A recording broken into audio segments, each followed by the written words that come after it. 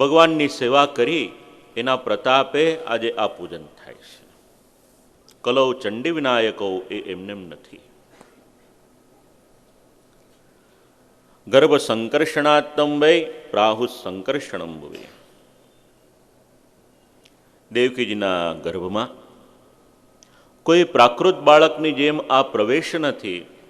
ભગવાનનું પ્રાકટ્ય એ પંચમહાભૂતના આપણી જેવા દેહથી ન થાય, એ તો સચ્ચિદાનંદ સ્વરૂપ, આનંદ સ્વરૂપ છે.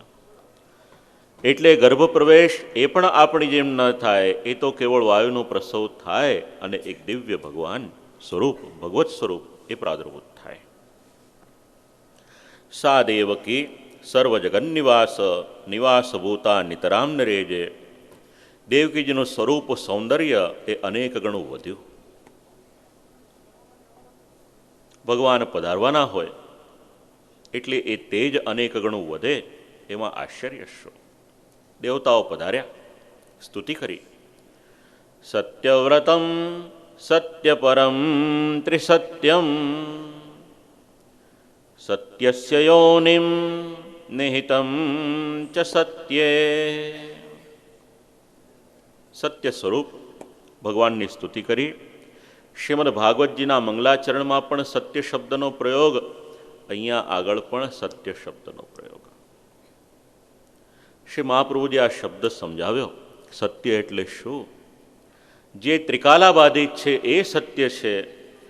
જે ભૂતકાળમાં પણ હતું, વર્તમાનમાં પણ છે અને ભવિષ્યમાં પણ એ જ પ્રમાણે રહેશે, એનું નામ સત્ય છે.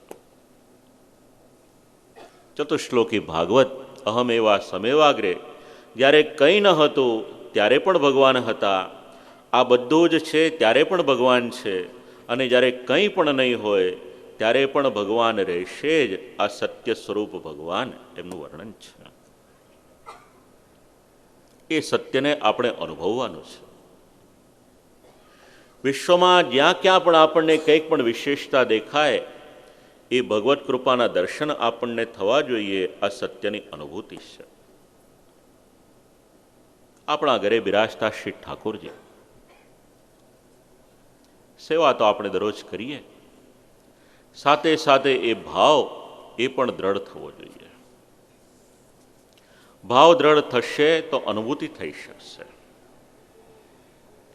શ્રી મહાપ્રભુજીએ સુંદર શબ્દોમાં આ બધું સમજાવ્યું છે. ઠાકોરજીનું સુખ કઈ રીતે જળવાય, તત્વાર્થ દીપ નિબંધમાં એના માટેની કારિકા આપી. યથા સુંદરતામ્યાતિ વસ્ત્રૈરાભરણૈરપી અલંકુર્વીત સપ્રેમ તથા સ્થાન પુરસ્સરમ. ભગવત સેવા કરીએ. સેવાના સિદ્ધાંતો હું શું કહું, આપશ્રી સાક્ષાત બિરાજમાન છે. આપશ્રીના જીવનમાંથી આપણને સમજવા મળે. યથા સુંદરતામ યાતિ. ઠાકોરજીના શૃંગાર કરતા હોઈએ. શૃંગાર કરવામાં આભૂષણ આપણે ધરીએ તો એવું ન થવું જોઈએ કે માલાજીનો એક ભાગ એ વધારે પડતો નીચો હોય અને બીજો ભાગ ઉપર હોય. એ શોભે નહીં. પરફેક્શન હોવું જોઈએ. ઠાકોરજીની આગળ બધો સાજ સજાવીએ, જે કંઈક આપણે અંગીકાર કરાવવાને માટે મૂકીએ, એમાં પણ પરફેક્શન જોઈએ. બે વસ્તુ મૂકી હોય તો એક આગળ અને એક પાછળ, એ સુયોગ્ય રીતે લાગશે નહીં. સુંદરતામ યાતિ. વસ્ત્રૈહિ આભરણૈરપી અલંકુર્વીત સપ્રેમ. સેવા કરો, પ્રેમપૂર્વક કરો. ઠંડીની ઋતુ હોય, લગાવ એ જામી ગયો હોય, હવે એ લગાવનો વિનિયોગ સેવામાં કરવાનો હોય તો પછી એને અગ્નિ પર ગરમ કરી અને વિનિયોગ ન કરાય. હા, શું થાય આમાં? આપણે આપણા બાળકને ડામ દઈએ તો કેવું લાગે? આ તો બનેલું કહું છું, ઘરની વાત નથી. સાવધાની રાખવી. અલંકુર્વીત સપ્રેમ મંદિર સ્થાન પુરસ્સરમ. કયા પદાર્થો ધરવાના? યદ્યદ ઇષ્ટતમમ લોકે યચ્ચાતે પ્રિયમાત્મનાઃ. ઉત્તમમાં ઉત્તમ પદાર્થનો વિનિયોગ ભગવત સેવામાં કરવાનો. આ મહાપ્રભુજીના વચનો છે.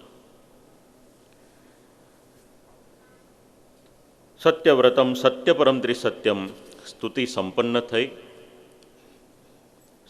સંસારમાંથી, સંસાર ચક્રમાંથી મુક્તિને માટેના શ્લોક કયા, શ્રી ઠાકોરજીના શ્રીચરણનો આશય એ સ્તુતિમાં વર્ણન કરવામાં આવ્યો.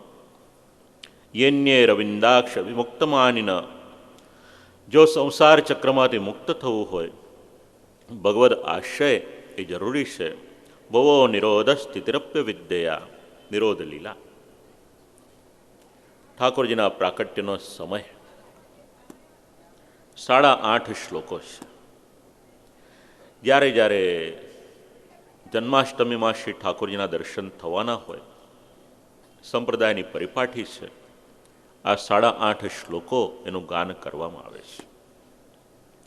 અથ સર્વો ગુણોપેત કાલ પરમશોભન યર્હ્યેવા જનજન્મર્ક્ષમ શાંતર્ક્ષગ્રહતારકમ રિષપ્રસેદુર્ગગનમ નિર્મલોડગણોદયમ મહી મંગલભૂઇષ્ટ પુરગ્રામવ્રજાકરા નદ્ય પ્રસન્ન સલિલા હૃદા જલરુહશ્યા દ્વિજાલિકુલસન્નાદસ્તબકા વનરાજયા. કાળ કેવો હતો?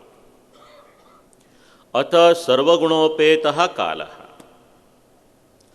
કાળ આપણને બધાને બાધા કરે, પણ એ તો ભગવાનનો સેવક શ્રી ઠાકોરજી જ્યારે પધારવાના હતા ત્યારે સર્વગુણ ઉપેત એવો કાલ થયો છે.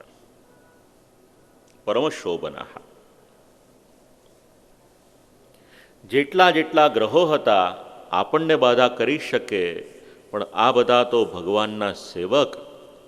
યર્હ્યેવા જનજન્મર્ક્ષમ શાંતર્ક્ષગ્રહતારકમ, પ્રસન્ન ચિત્તથી બિરાજ્યા બધા. દિશ પ્રસેદુ, આપણે 4 દિશા માનીએ પણ દિશા 10 છે. પૂર્વ, પશ્ચિમ, ઉત્તર, દક્ષિણ, ઈશાન, અગ્નિ, નૈઋત્ય, વાયવ્ય, આકાશ અને પાતાળ, આ 10 દિશાઓ એ સમયે ખૂબ જ પ્રસન્ન થઈ હતી. દિશ પ્રસેદુર ગગનમ, આકાશ સ્વચ્છ થયો. જેટલો જેટલો તારામંડળમાં જે કંઈક દેખાવું જોઈએ એની અનુભૂતિ થવા લાગી. કૃષ્ણ પક્ષ હતો તે છતાં પણ. મહી મંગલ ભૂઇષ્ટ, ભૂમિ મંગલ ગાન થયું. કારણ કે ભૂમિના મનનો મનોરથ હતો ઠાકોરજી પધારી અને મારી પર જે ભાર વધ્યો છે એ દૂર કરે, એ દૂર કરવાને માટે પધારવાના હતા. માટે ભૂમિ એના ઉરમાં એક આનંદની અનુભૂતિ થઈ, મંગલ થવા લાગ્યો. પુરગ્રામ વ્રજાકરા, સમસ્ત વિશ્વ, નગર હોય કે ગામ હોય, દરેકને આનંદ થયો. નદ્યઃ પ્રસન્ન સલિલા, નદીના જલ. ક્યારેક પૂર આવે તો પ્રચંડ પૂર આવે, નુકસાન કરે. તો ક્યારેક દુકાળ પડે તો એ જલ સુકાઈ જાય, પ્રવાહ ન હોય. પણ શ્રી ઠાકોરજી પધારવાના હતા. નદ્યઃ પ્રસન્ન સલિલા, આનંદથી વહન કરતા હતા. દ્વિજાલે કુલસન્નાદસ્તબકા વનરાજયા વવો વાયુ સુખસ્પર્શ. ક્યારેક પવન બહુ ગતિશીલ હોય તો આપણાથી સહન ન થાય, ક્યારેક ન હોય તો ગરમી લાગે. અહીંયા તો વાયુનું વહન શ્રી ઠાકોરજી પધારવાના હતા. સુખસ્પર્શ, જેના જેના અંગને એ વાયુનો સ્પર્શ થાય એને એક સુખની અનુભૂતિ ત્યારે થતી હતી કે કંઈક મંગલ થવાનું છે. પુણ્યગંધવ શુચિ, પૃથ્વીમાંથી સરસ મજાની સુગંધ આવવા લાગી. પૃથ્વીનો ગુણ છે સુગંધ. ગંધ એ પૃથ્વીનો ગુણ. તર્કશાસ્ત્રમાં એનો નિર્ણય કરવામાં આવ્યો છે. અગ્નયશ્ચ દ્વિજાતીનામ શાંતાસ્તત્ર સમિંદત, જેટલા જેટલા દ્વિજાતીઓ હતા, બ્રાહ્મણો હતા, યજ્ઞોપવિતધારીઓ હતા, નિત્ય એમને ત્યાં અગ્નિહોત્રનું આરાધન થાય. ઠાકોરજી પધારવાના હતા, એમને ત્યાંના અગ્નિહોત્ર એ સ્વયં પ્રજ્વલિત થયા હતા. સુખેથી અગ્નિનારાયણ પધાર્યા. મનાવસ્યાસન પ્રસન્નાની સાધુ નામ સુરદ્રુહમ. જેટલા જેટલા સાધુ પુરુષો હતા એમના મન એ પ્રસન્નતાથી પરિપૂર્ણ થયા. લાગતું હતું કે કંઈક મંગલ થવાનું છે, એ શું મંગલ થશે એની પ્રતીક્ષા કરતા હતા. જાયમાને જને તસ્મિન નેદુર્દુંદુભયો દિવી. આપણે તો વાજિંત્રવાળાને બોલાવીને વાજિંત્રના નાદ કરવા પડે. અહીંયા તો આકાશમાંથી દિવ્ય વાજિંત્ર દુંદુભી એના નાદ થવા લાગ્યા. જગો કિન્નર ગંધર્વા સ્તુષ્ટુવ સિદ્ધચારણા વિદ્યાધર્યશ્ચનૃતુ રપ્સરો વિસ્મમ મુદા. દેવતાઓના જે અલગ અલગ વર્ગ હતા, પોતપોતાની પાસેની જે કળા હતી, પોતપોતાની પાસેનું જે કૌશલ્ય હતું, એ અત્યારે આકાશમાં બધા ભેગા થયા છે અને આકાશમાં ભેગા થઈ ઠાકોરજીના પ્રાદુર્ભાવના પ્રસંગે પોતપોતાની કલા એને વર્ણન કરી રહ્યા છે. મુમુચુર મુનયો દેવા. આકાશમાંથી દેવતાઓ પુષ્પની વૃષ્ટિ કરી રહ્યા છે. સુમનાવસી મુદાન્વિતા. અને એ પણ પોતાનું કર્તવ્ય સમજીને નહીં, મુદા એટલે ખૂબ જ આનંદથી. મંદમ મંદમ જલધરા જગરજુરનુસાગરમ. મંદ મંદ જલની ધારા એ થવાની શરૂઆત થઈ. કોઈ પણ મંગલ કાર્ય કરીએ, મંદ મંદ જલની ધારા થાય તો એ મંગલનું સૂચક છે. નિશીથે તમોદભૂતે જાયમાને જનાર્દને દેવક્યામ દેવરૂપિણ્યામ વિષ્ણુ સર્વગુહાશયા આવિરાસિત યથા પ્રાચ્યામ દિશંદિરો પુષ્કલા. સર્વને અનુકૂળ કાલે એ સમય થયો. દેવકીજીના હૃદયમાં આનંદ સમાયો. વિષ્ણુ સર્વગુહાશયા, સાક્ષાત ભગવાન એ સમયે આવિરાસિત. કેવા હતા ભગવાન? ઠાકોરજીને પુષ્ટ કરાવતી વખતે બોલવાના શ્લોકનું ગાન હવે આવે છે. તમદભુતમ બાલકમં ભુજેક્ષણમ. કેવા બાલક? તો કે અદ્ભુત બાલક. બાલક કોને કહેવાય? બાલે બાલે કમ ઇતિ બાલકમ. જેના એક એક રોમમાં એક એક બ્રહ્માંડ છે એનું નામ બાલક છે. એટલા માટે અદ્ભુત બાલક. કોઈ સામાન્ય બાલક નથી. અંબુજેક્ષણમ. કમલ સમાન નેત્ર છે. શ્રી ઠાકોરજીના એક એક શ્રીઅંગ, એના માટે કમલની ઉપમા આપવામાં આવે. નેત્રકમલ, કરકમલ, ચરણકમલ, હૃદયકમલ, નાભિકમલ. ચતુર્ભુજમ શંખ ગદાર્યુદાયુધમ. ચતુર્ભુજ સ્વરૂપ છે. શ્રીમદ ભાગવતજીમાં ભગવાનના ચતુર્ભુજ સ્વરૂપના ક્યાંક ક્યાંક દર્શન થશે આપણને. શ્રીવત્સલક્ષ્મમ ગલશોભિકૌસ્તુભમ. કૌસ્તુભનું રત્ન ધારણ કરેલું છે. પીતાંબરમ સાંદ્ર પયોદ સૌભગમ. સુંદર મજાના પીતાંબર એને પરિધાન કરેલા છે. એટલા માટે પીતાંબરનો વિનિયોગ કૃષ્ણાવતારમાં થાય. પીતાંબરમ. વેદરૂપી પીતાંબરને ભગવાન ધારણ કરે. મહાર્હ વૈદુર્ય કિરીટ કુંડલ પિશા પરિશ્વક્ત સહસ્રકુંતલમ ઉદ્દામ કાંચન ગદ કંકણાદિવિર વિરોચમાનમ વસુદેવ એકશત. વસુદેવજીએ આ સ્વરૂપના દર્શન કર્યા.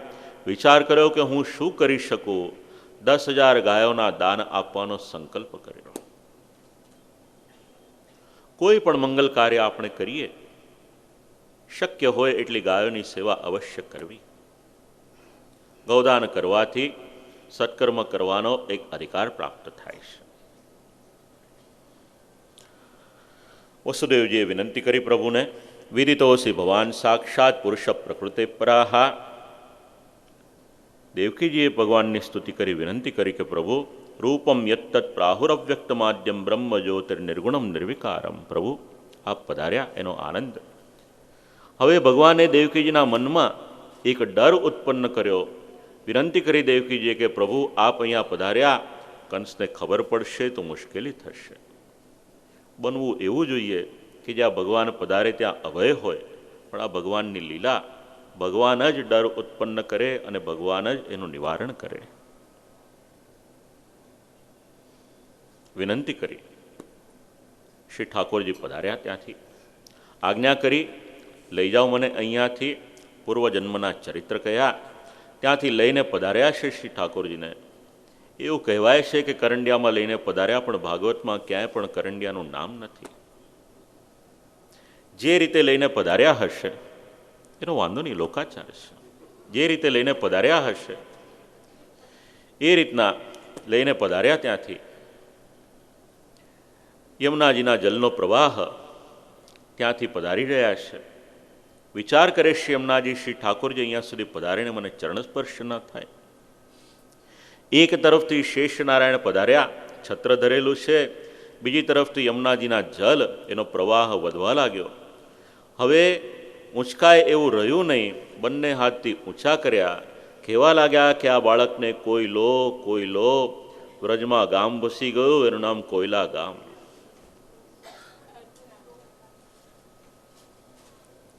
દરેક ગામની પાછળ કોઈક ને કોઈક લીલા છે. ઠાકોરજી પધાર્યા ત્યાં આગળ જન્મેલ યોગમાયા ભગવદ આજ્ઞાથી જ પ્રાકટ્ય થયું હતું.